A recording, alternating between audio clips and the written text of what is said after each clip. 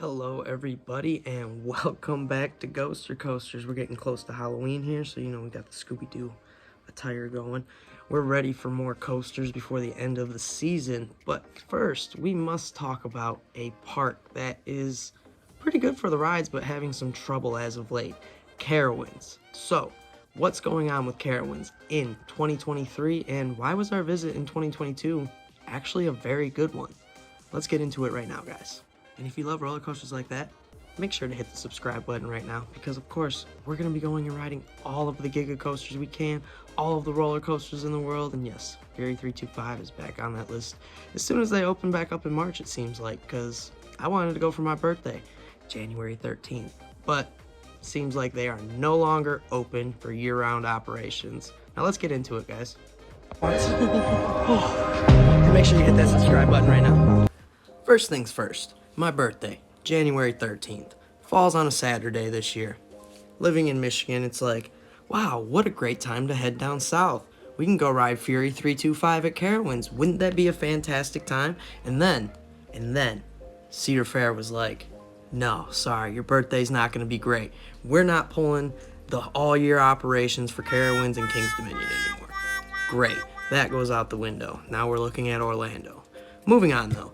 Carowinds has seen some very big staffing issues this year, it seems, and I am air quoting staffing issues as in they just really don't want to pay their employees. We've heard a whole bunch of bad trips, bad stories from it, even dating back to April of 2022. I had a great trip, and then a few weeks later, the Coaster Heat crew, Biff and Surveillance and all of them went to Carowinds, and they told us they had an awful time. And that made me wonder how, because we got to ride everything. I mean, we rode Copperhead Strike, walk on, literally just walked on. Fury we rode 10 times, Intimidator we rode 9 times, we rode Herder. It was a great visit for us. Everything was open. Now mind you, we didn't have dining plans at the time, we just had drink plans, and we were able to get all of our drink plans and all that stuff, and we left the park to eat. Was what it was. Our trip was actually fantastic, which leads into 2023 and all the other complaints I hear about a lot of things being closed, like the Country Ridge and a bunch of other stuff. Now, Carowinds says they have staffing issues. We all know it's really just a pay issue and not wanting to work those ridiculous hours. They have more than 2.6 million people in the Charlotte area there. If you can't find people to work, you need to probably go back and look at how you're doing everything from marketing to hiring to making it a job that people would want to work at. What does Carowinds offer? What's it like to work at Carowinds? I just love working here. I met so many friends, so many good people. It's been really great to help other people have the best day ever like I did. You can have flexible hours. Why wouldn't you want to work at an amusement park for your first job? Other than roller coasters, and at some point that's not going to be a sell for people. You need to keep up with living wages, you need to be able to afford to eat, all of those things, and then having a work-life balance obviously goes into it as well. And I know a lot of people will say, oh, post-COVID nobody wants to work. It's really just people aren't willing to work for pre-COVID wages, in my opinion. And when you're offering 15 to 18 to 20 bucks an hour and then can't even afford to eat and stuff, and then there's people who apparently want to work at Carowinds. This is sourced from Brandon from Theme Park Predictions. Back to Theme Park Predictions. Keep riding coasters, everybody. But he said he has a friend who wants to work and they won't work him because he'll be getting overtime hours or stuff at that point. And it's like they have people willing to work and you won't even schedule them when they want to, which I understand the overtime thing. If it's reaching an overtime, sure, that's understandable. But don't sit there and tell us you have staffing issues when you won't put people on who want to work full 40-hour weeks and want to be there all the time.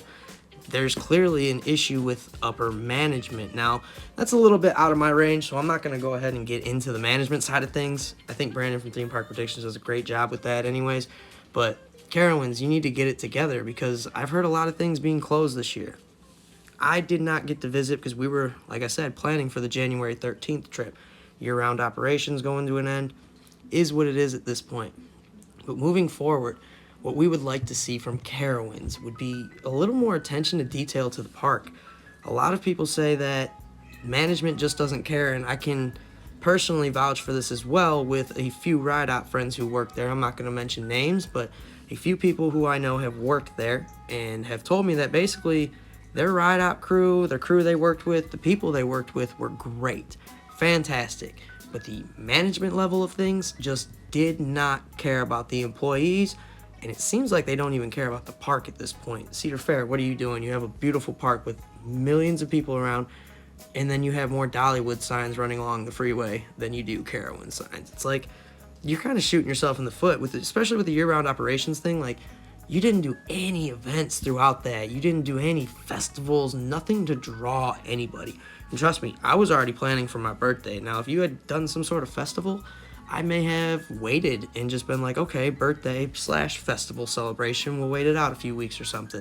There's a plenty of things that they could have done there, but it seems like they're coming to an end with that. I would just like to see this park get back to what I thought it was when I visited, because my visit, it set a pretty high bar, and as far as I know, everybody else that I know personally has had a much worse visit than I have. So what is actually going on? Do you guys go to Carowinds quite a bit? If you do, let us know down in the comments what you think some of the main issues are, how they could fix them. It just seems like they don't care. They don't care. They're not listening. You can check Facebook posts, reviews online, but even Yelp reviews. It's like, when you're looking at all of these major places and all of the reviews are negative, and I get coaster enthusiasts can be pretty harsh and negative sometimes, but like when everybody's being negative, even general public saying they had bad trips, families saying they had bad trips and didn't get what they want out of it, at some point management needs to listen. That is on management and the park itself. Overall on my trip, I thought Carowinds was a great park. For what it's worth, I've heard everybody's horror stories, and it's starting to seem like it's just not a great park. I heard somebody say it was a C-tier park now at this point, and it's like, how can you be that when you were starting to gain ground on the Kings Islands and Cedar? I mean, nowhere near Cedar Point, but you were starting to gain ground. Corporate offices, all of this stuff is there, and then you just don't care, don't seem to listen. It would be great if the park actually took some of these things into account. And I know accountability is something that's kind of hard to swallow the pill too sometimes. Oh, we're doing things wrong, let's reevaluate. It's really not that difficult when you put it in those terms. Just reevaluate, reassess, and start to maybe care about what you're doing, because it shows. When your attendance is going down and you're not adding new things next year, which, I mean, everybody expects new additions all the time. I understand that.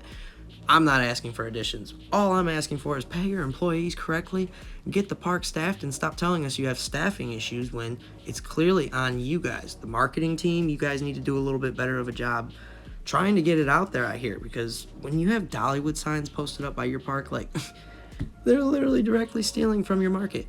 You need to be hammering that home, and it's a clear indication of what's going on at the park. So let me know what you guys think about Carowinds. How bad or good, if you have a rare one, was your trip to Carowinds? And let us know what you'd like to see happen with Carowinds management going forward. Would you like to see Cedar Fair sell the park off? I personally wouldn't, but I've heard people say it'd be great if SeaWorld or I'm not looking for the park to be sold off. I'm just looking for some attention to detail and care again, because the park was fantastic when I went and I saw all of its potential. And I'm hoping nothing but the best for Carowinds. But even the locals who go there all the time are starting to say bad things about it. It's like, please get it together. But thank you, everybody. This is just Jared from Ghoster Coasters. I'm going to be signing off now. Make sure you hit that subscribe button, like this video, and let me know what you think of Carowinds, how they could fix it, all of the things down below.